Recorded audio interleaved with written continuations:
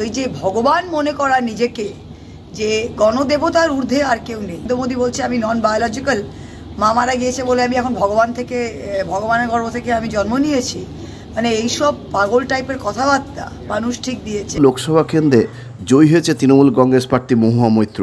প্রায় 57,000 ভোটে তিনি তার নিকটতম প্রার্থী অমৃতা রায়কে পরাজিত করেছেন। এই লোকসভা কেন্দ্রে দেশের প্রধানমন্ত্রী নরেন্দ্র মোদী দুবার প্রচার করতে এই কেন্দ্রে এসেছেন। এই কেন্দ্রে বিজয়ী প্রার্থী অমৃতা রায়কে নরেন্দ্র মোদী সরাসরি ফোনও করেছিলেন। তারপর তৃণমূল কংগ্রেস প্রার্থী মহুয়া মৈত্র কৃষ্ণনগর লোকসভা কেন্দ্রে দ্বিতীয়বারের জন্য সাংসদ হলেন। প্রসঙ্গত, মহুয়া মৈত্রর কাছে প্রথম থেকে এই কেন্দ্রে জয়ের মাধ্যমে জবাব দেওয়ার পালা ছিল, কারণ কৃষ্ণনগর লোকসভা কেন্দ্রের সাংসদকে সংসদ থেকে বহিষ্কার করা হয়েছিল। মহুয়ার বিরুদ্ধে বিজেপি অভিযোগ তুলেছিল টাকার বিনিময়ে সংসদে প্রশ্ন করেছেন তিনি। এই নিয়ে বিস্তর জলগোলা হয়, তাকে সংসদে এথিক্স কমিটিতে দেখে হেনস্থা করা হয় বলে অভিযোগ ওঠে। তারপর তাকে সংসদ থেকে বহিষ্কার করা হয়। বিজেপি এই পরিকল্পনা সফল হওয়া জবাব দেবে বলেছিলেন মহুয়ার, কিন্তু শেষ পর্যন্ত বিজেপি হেভিওয়েট প্রার্থী অমৃতা রায় দাঁড়ালেও তাকে হারতে হলো। স্বাভাবিকভাবেই পেস্ট্রি সিটে বিজেপির মুখে কালি ছিটে পড়লো। এর আগে মহুয়া মৈত্র যখন বিভিন্ন জায়গায় প্রচার সারছিলেন তখন মহুয়ার অফিসের কলকাতা হানা দেয় কেন্দ্রীয় তদন্তকারী সংস্থা। একদিকে তার বিরুদ্ধে যখন সিবিআই তদন্ত করছিল তখন নতুন করে চাপ তৈরি করে এনফোর্সমেন্ট ডিরেক্টর, সেই সংস্থার চাপকে উপেক্ষা করে মহুয়া মৈত্র এদিন জয়লাভ করেন। এরপরও মানুষের ভোটে জয়লাভ করে ফের সাংসদ হয়ে সংসদের পথে মহুয়া। এদিন ভোটে জয়লাভের পর জেলা প্রশাসনিক ভবনে জেলা শাসক তথা রিটার্নিং অফিসার অরুণ প্রসাদের হাত থেকে মহুয়া শংসাপত্র নেওয়ার পর নরেন্দ্র মোদীকে ফের একবার কটাক্ষ করলেন। তার সেই বক্তব্য শোনাবো। আর এ নিয়ে আজকাল আগামী বিশেষ প্রতিবেদন। শংসাপত্র হাতে নিয়ে নরেন্দ্র মোদীর বিরুদ্ধে বিস্ফোরক হয়ে উঠলেন মহুয়া।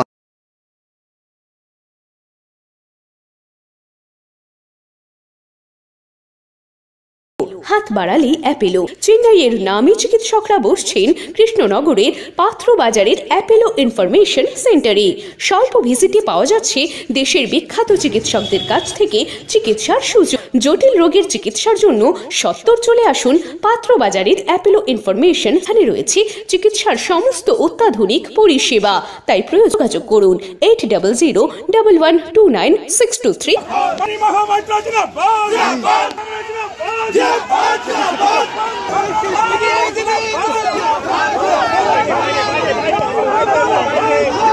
হচ্ছে যে আমাদের পার্টি এতগুলো সিট জিতেছে আর আমাদের এই পুরো মিশনে আমরা সাকসেসফুল হয়েছি। অল ইন্ডিয়াতেও ইন্ডিয়া অ্যালায়েন্স এত ভালো করেছে সেটা হিসাব হলো। এটা তো মোদির ভোট ছিল। উনি 543টা আসনে তিনি ক্যান্ডিডেট ছিলেন। বিজেপি বলেছিল 42টাই তিনি ক্যান্ডিডেট ছিলেন। তাই জনতা উত্তর দিয়েছে যে মোদীকে তারা চায় না। সে 543টার মধ্যে সিম্পল মেজরিটি 272 মোদীজি পাননি। আমার পার্টিকে অবভিয়াসলি মমতা ব্যানার্জিকে উৎসর্গ করব। না, আপনার জয় কংগ্রেসের প্রায় 100 সিট এবং বিজেপির টার্গেট পয়েন্টে পৌঁছাতে না পারা, সর্বভারতীয় রাজনীতিতে সেক্ষেত্রে কিরম বিচরণ হবে? এইটা দেখুন, এটা খুব সিম্পল।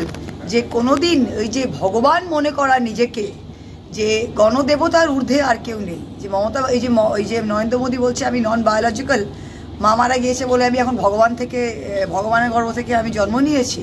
মানে এইসব পাগল টাইপের কথাবার্তা মানুষ ঠিক দিয়েছে। আর ভারতবর্ষে হচ্ছে আমরা ধর্মনিরপেক্ষ দেশ, সবাইকে এক চোখে দেখতে হবে।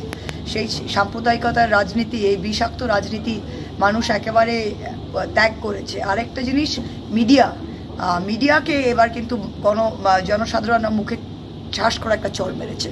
কারণ মিডিয়ার যত সার্ভে সব ভুল। তার মানে মানুষ মিডিয়াকে এতই অবিশ্বাস করে যে মানুষ মিডিয়াকে সত্য কথা বলেনি যে তারা কিভাবে ভোট দেবে। এটা মিডিয়ার জন্য একটা খুব বড় লেসন ছিল। ওগুলো প্রত্যেকটাই আমাদের পরিকল্পনার মধ্যে রয়েছে। আর আগামী 5 বছরে আশা করি তার যতটা পারবো করবো। জবাব দিয়েছে, আমি জবাব দিইনি, এটা মানুষ জবাব দিয়েছে। আমি 8 তারিখ ডিসেম্বরের যেটা আমাকে বহিষ্কার করেছিল, আমি তখন পার্লামেন্টের সিঁড়িতে দাঁড়িয়ে বলেছিলাম যে আমি আগামী 30 বছর নালায় নর্দমায় মাঠে ঘাটে লড়াই করবো, কিন্তু এদের শেষ আমি দেখব। আর চিতা আমরা তুলবই। বাংলার মানুষ জবাব দিয়েছে, চিতা তুলে দিয়েছে। ভারতবর্ষের মানুষ জবাব দিয়েছে, চিতা আমরা তুলব। সবার প্রথম কাজ, আমার 2-3টে বড় কাজ আছে। একটা হচ্ছে গিয়ে আপনার যেটা তেহট্টের ব্রিজ, ওটা বড় কাজ রয়েছে, যেটা করতে হবে তেহট্ট বিধানসভায়। আর কৃষ্ণনগর টাউনের ওপর নদীর ধার দিয়ে যে আমাদের ওই সৌন্দর্যায়ন যে পরিকল্পনাটা, ওটা করতে হবে।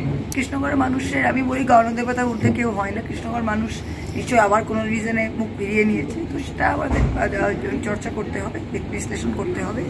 মানুষের ঊর্ধ্বে তো কিছু হয় না, নিশ্চয়ই আমাদের কোনো ভুল ছিল পৌরসভা এলাকায়। আগামী দিনে সেটা ঠিক করার চেষ্টা করবো।